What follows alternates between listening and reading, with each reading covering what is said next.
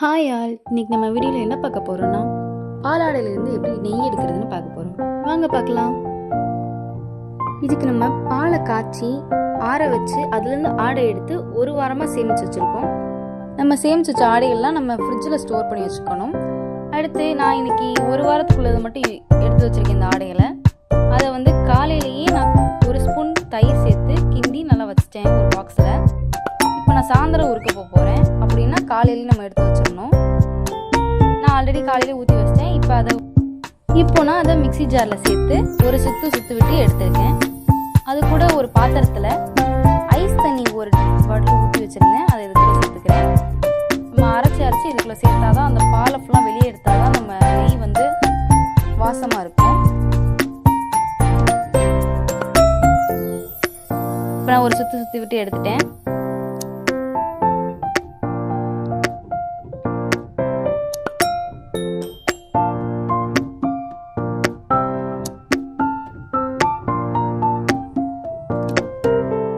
இதே மாதிரி இருக்கிற எல்லாத்தையும் அரைச்சி எடுத்துக்கலாம்.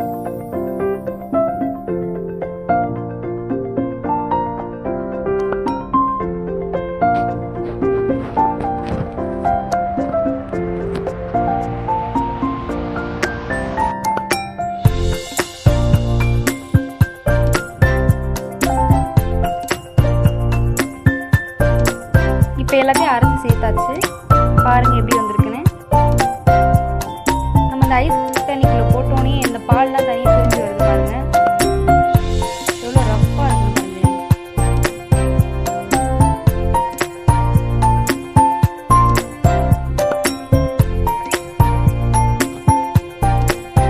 இது நம்ம அரைச்சி ஜில் தண்ணிக்குள்ள சேர்த்தோன்னே அது கட்டியாயிடும். இப்போ ஒரு தனி பாத்திரத்தில் ஐஸ் கியூப் கொஞ்சம் போட்டு கொஞ்சம் தண்ணி சேர்த்துக்கலாம்.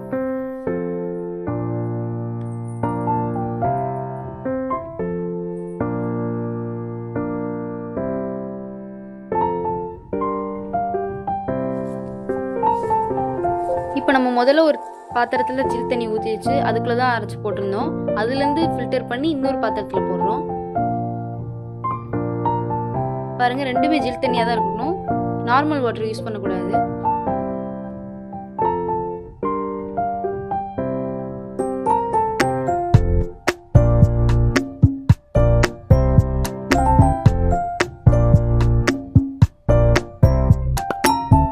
பாருங்க, இப்படி டைட்டா புழிஞ்சு அதுக்குள்ள போட்டுறணும். அப்பதான் நமக்கு நெய் கிடைக்கும். பாருங்க, இதுக்குள்ள இருந்து எவ்வளவு பால் வெளியாயிருக்குன்னு.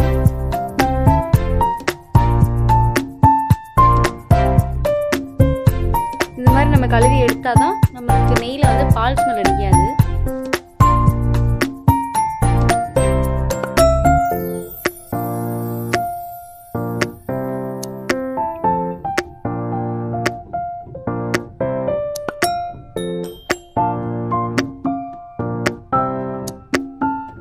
இப்போ இதுல இருந்து கழுவணும் நல்லா. பாருங்க, இதுலயுமே எவ்வளவு பால் வருதுன்னு. நம்ம ஐஸ் கியூப்ஸ்குள்ள போட்டோன்னே எவ்வளவு ரஃப் ஆயிருதுன்னு பாருங்க.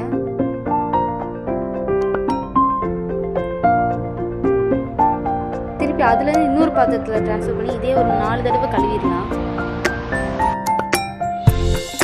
இந்த மாதிரி அடுத்து கிழிஞ்சு கழுவுங்க.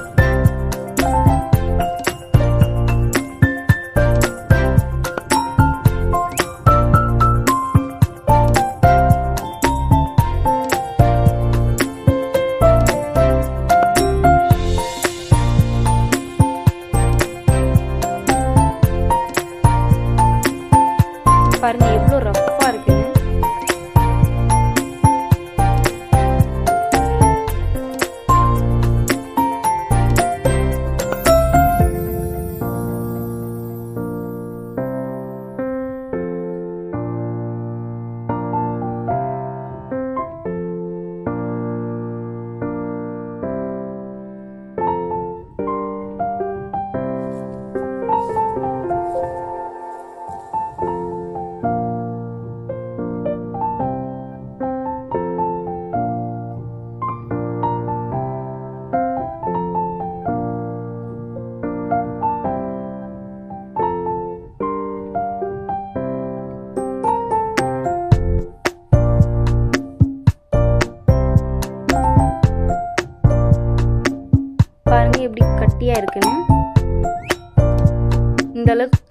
ஐஸ் கியூப்ஸ் நம்ம போட்டு வச்சுக்கணும்.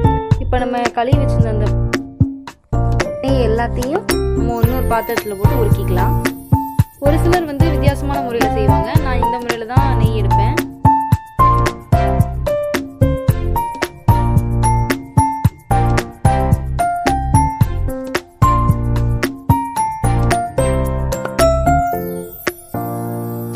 இந்த முறையில் நம்ம செஞ்சோன்னா ரொம்ப ஈஸியாக வீட்லேயே எடுத்துடலாம். நெய் நம்ம காசுக்கு வாங்கணும்னு தேவையில்லை. வெளியில் வாங்குறத விட நம்ம வீட்டில் செய்கிற நெய் ரொம்ப டேஸ்ட்டாகவும் இருக்கும், நல்ல ஸ்மெல் இருக்கும்.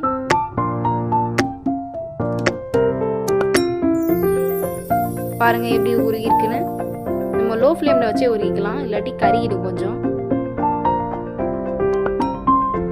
பாருங்கள் பார்க்கவே இவ்வளோ கலர்ஃபுல்லாக இருக்குன்னு.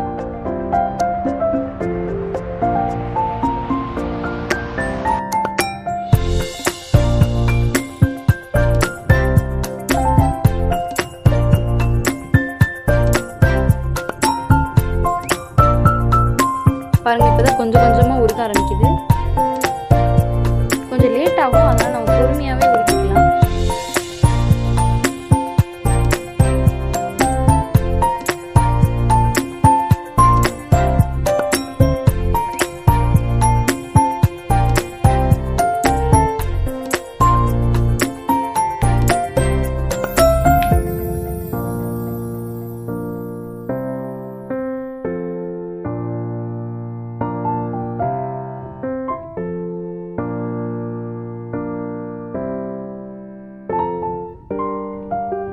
பாருங்க இந்த வெண்ணெல்லாம் பிரிஞ்சு வர ஆரம்பிக்குது பாருங்க.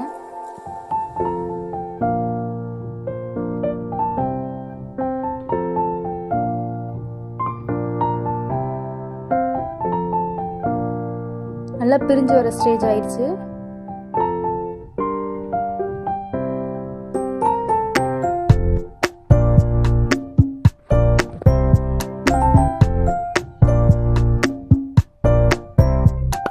இப்போ நம்ம கட்டி எல்லாம் கரைஞ்சிருச்சு.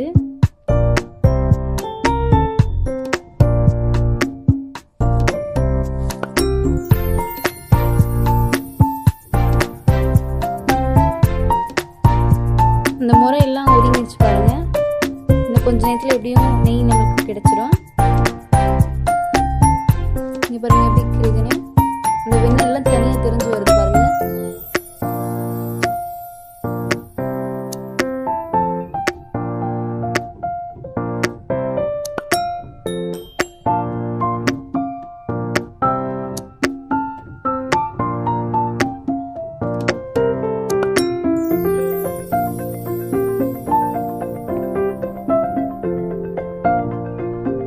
பாருங்க எப்படி பிரிஞ்சிருக்குன்னு.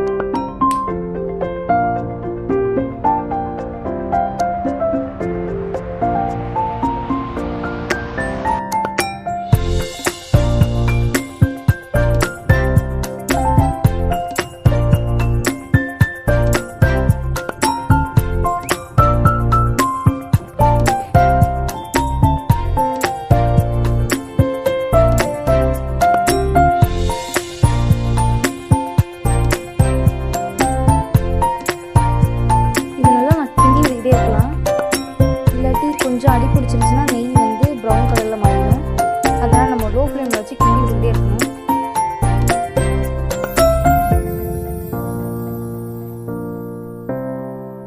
இப்போ பாருங்கள் எப்படி பிரிஞ்சு வந்திருக்குன்னு.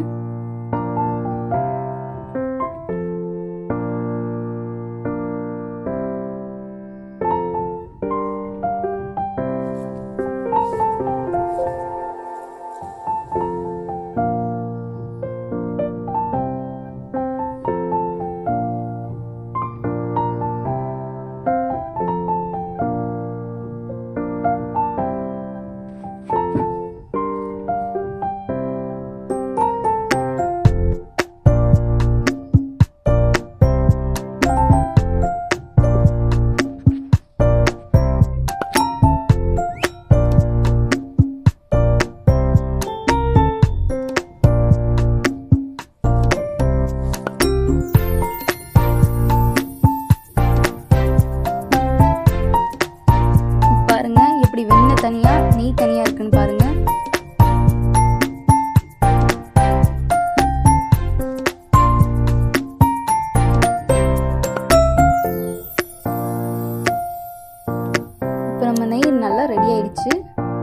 பாருங்கள் எப்படி கிடச்சிருக்குன்னு. வெண்ணெய் தனியாக இருக்குது பாருங்கள், எண்ணெய் தனியாக இருக்குது பாருங்கள். உங்களுக்கு விருப்பம்னா கொஞ்சமாக முருங்கீரை போட்டு இறக்கலாம். நான் போடலை, அது ஆப்ஷனல் தான். இப்போ இதெல்லாம் தனியாக ஒரு பாத்திரத்தில் ஃபில்டர் பண்ணி எடுத்துக்கலாம்.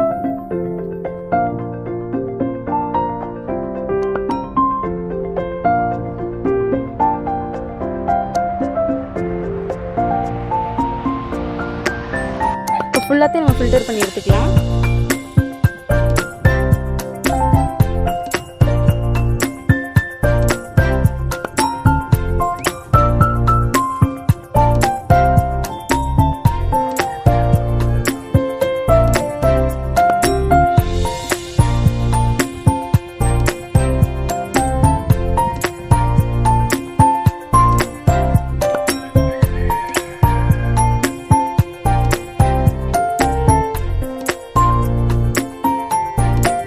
நெய் போக மேலே இருக்குது பார்த்தீங்களா, இதை நம்ம சாப்பாடில் கூட பிசைஞ்சு சாப்பிட்லாம், நல்லாயிருக்கும்.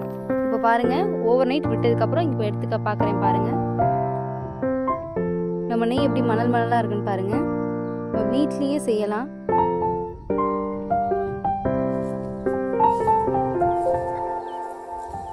ஒரு சிலர்கிட்ட மாடு இருக்கும், உங்களுக்கு பால் கூட எடுப்பாங்க, ஆனால் எப்படி நெய் செய்கிறேன்னு தெரியாமல் இருக்கும். இந்த வீடியோ பார்த்தா உங்களுக்கு எப்படி ஈஸியாக செய்யலாம்னு தெரியும் பாருங்கள். இந்த வீடியோ உங்களுக்கு பிடிச்சிருந்தா ஷேர் பண்ணுங்கள், லைக் பண்ணுங்கள். இனிமேல் என்ன ரெசிபி வேணுங்கிறத கமெண்ட் பண்ணுங்கள். தேங்க்ஸ் ஃபார் வாட்சிங்.